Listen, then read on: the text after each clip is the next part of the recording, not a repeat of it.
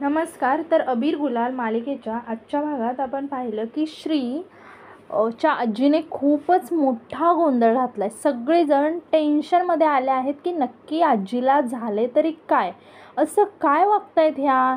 आजी शुभ्राच्या हात धुवून अगदी पाठी लागलेली असते. इतक्यात तिथे श्रीचे आई बाबा येतात. श्रीची आई आजीला हे असं बघून खूपच घाबरते आणि म्हणते, आई अहो काय करताय त्या. आणि त्या आजीला तिथून घेऊन जात असतात. मात्र आजी काही ऐकायला तयार नाही आहे. आजी त्यांनाच धक्का देऊन परत डान्स करायला जातात. आता मात्र आजी सुलक्षणाताईच्या समोर येऊन त्यांना त्रास देऊ लागतात. आता सुलक्षणाताईला हे बघून त्या खूपच चिडतात आणि म्हणतात की काय तमाशा लावलाय हा, बंद करा, कोण आहात तुम्ही आणि काय चाललंय, काय वेड लागले का तुम्हाला. तर आजी म्हणते, स्वतःला लय पैसेवाली समजते का. ते तुझ्या घरला माझी लेक समजून मी आलेली इथं, पण इथं तर काय तर वेगळंच चालू आहे. तुझ्या आईबापानं काय संस्कार केलेत की नाही तुझ्यावर. म्हाताऱ्या माणसासोबत कसं वागायचं कसं नाही कळतं की नाही तुला. काय डोक्यावर पडले की काय नटुरी कुठली. आता हे ऐकल्यावर सुलक्षणाताई काय शांत बसणार आहेत. त्या जोरात ओरडून म्हणतात, बस झालं आता, कोण आहात तुम्ही, कुणी आणलं यांना. यावर अगस्त्य म्हणतो, आई मी बोलवले त्यांना. हे ऐकल्यावर सुलक्षणाताई शॉक होतात आणि म्हणतात की काय अगस्त्य तू. यावर श्रीची आजी म्हणते, हां माझ्या जावयानं बोलवलंय मला. यानंतर सुलक्षणाताई अगस्त्याला म्हणतात, काय मूर्खपणा आहे हा अगस्त्य. अरे कशी वागतायत ही माणसं, कशी बोलली माझ्याशी ही, का त्रास देतोयस तू अगस्त्य. तू त्यांना आत्ताच्या आत्ता जायला सांग, नाहीतर आम्ही सिक्युरिटीला सांगून त्यांना हकलून लावू. यावर अगस्त्य म्हणतो, आई अगं प्लीज. सुलक्षणाताई म्हणतात, अरे काय स्टँडर्ड आहे त्यांचा बघ जरा.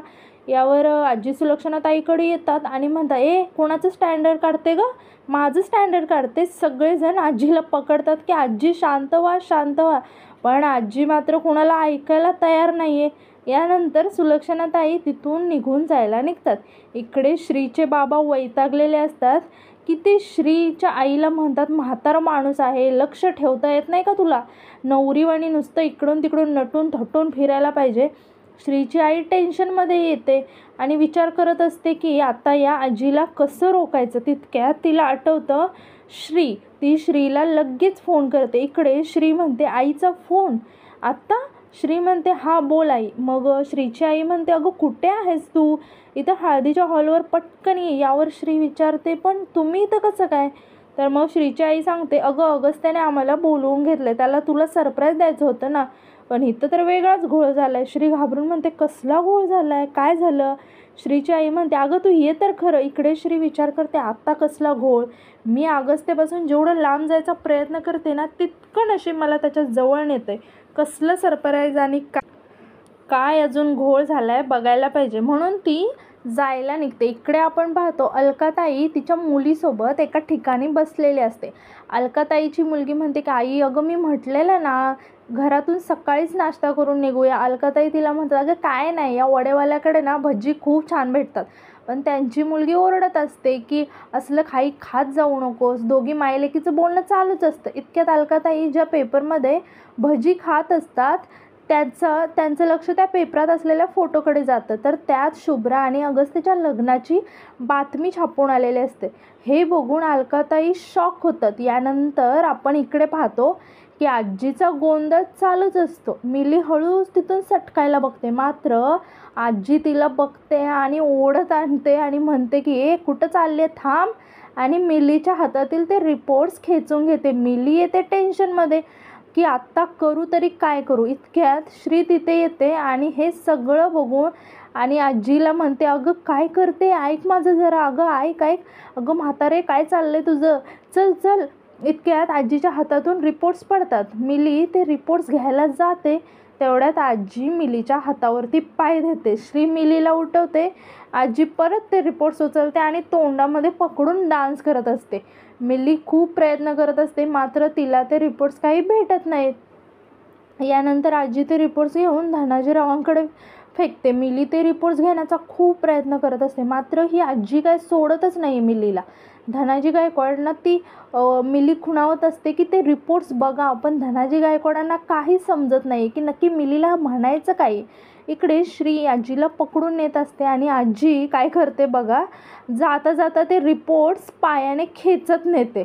आता श्री इकडे आजीला घेऊन खोलीत येते आणि तिला समजावत असते की काय असं करते, काय झालंय तुला, तू आराम कर चल, म्हणून ती आजीला झोपवते. यानंतर श्रीचं लक्ष जातं तिथे पडलेल्या त्या रिपोर्ट्सवर.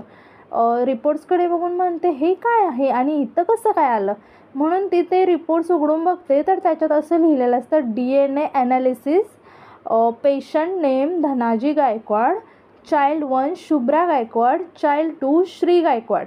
हे बघितल्यावर श्री खूप घाबरते आणि म्हणते हे रिपोर्ट्स म्हातारीकडे कसे काय, पण हे रिपोर्ट्स कुणी काढले, कुणाला तरी शक आहे, कुणी केलं असेल हे, अलका मावशी त्यांनी तर केलं नसेल ना हे. मग तिला आठवतं की मिली हे रिपोर्ट्स घेण्याचा प्रयत्न करत असते. मग ती म्हणते आई अंबाबाई बरं झालं हे रिपोर्ट्स माझ्याकडे आले, चुकून जर कोणाच्या हाती लागले असते ना हे रिपोर्ट्स तर लय मोठा घोळ झाला असता बघ. हे घोळ काय संपेना झालेत बघ माझ्या मागचं. म्हातारे पण तू आज जे काय केले ना त्यासाठी तू सगळ्यांची माफी मागायला हवी, पण थँक्यू बाई, तुझ्यामुळे हे रिपोर्ट्स तर माझ्या हाती लागले, नाहीतर सगळ्यांना कळलं असतं. आणि सुलक्षणा बाईसाहेब त्यांनी तर शुभ्रा मॅडमचं लग्नच मोडलं असतं. आई अंबाबाई वाचवलं बाई तू आज. आणि ती स्वतःशीच म्हणते की श्री तू शब्द दिलाय हां, काही झालं तरी अगस्त्या आणि शुभ्रा मॅडमचं लग्न पार पडलं पाहिजे, त्यामुळे हे रिपोर्ट्स कुणाच्या हाती नाही लागलं पाहिजे, तुझी जबाबदारी आहे ही. आणि परत ती म्हणते आई अंबाबाई असंच लक्ष ठेव बाई, लाज राखलीस आज माझी, हे रिपोर्ट्स कुणाच्या हाती लागायच्या आधी याचं काहीतरी केलं पाहिजे. तर आता नक्की कधी धनाजी गायकवाड यांना सत्य कळणार आहे काय माहीत. तुम्ही सुद्धा वाट बघताय ना की श्री कधी त्याग करणं सोडेल, सगळं सत्य सगळ्यांसमोर कधी येईल. कमेंटमध्ये नक्की सांगा की तुमचं काय मत आहे आणि तुम्ही अबीर गुलाल मालिका बघता का.